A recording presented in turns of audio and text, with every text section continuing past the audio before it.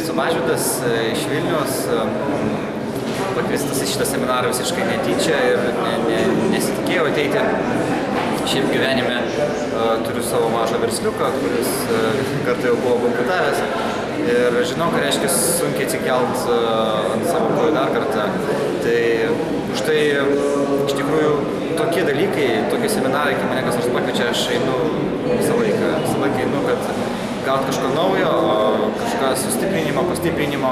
Aišku, aš nežinau, ką aš rasiu čia ir kokio lygio tas seminaras bus, nes iš tikrųjų ne tiek daug teko domėtis šitais lektoriais, šitom programom, bet ką gavau, tai visų pirma gerą energiją,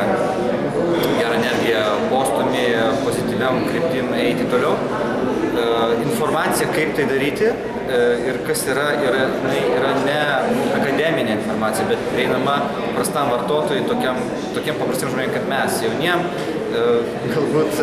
gal jau spėjusiam užstrigti kažkuriam savo srityse gyvenime, bet išaiškinta labai paprasta, motyvuota kalba, kas paskatina, žinokit, rimtai paskatina susimastyti apie darymą tų žingsnių, apie ką mes čia kalbame.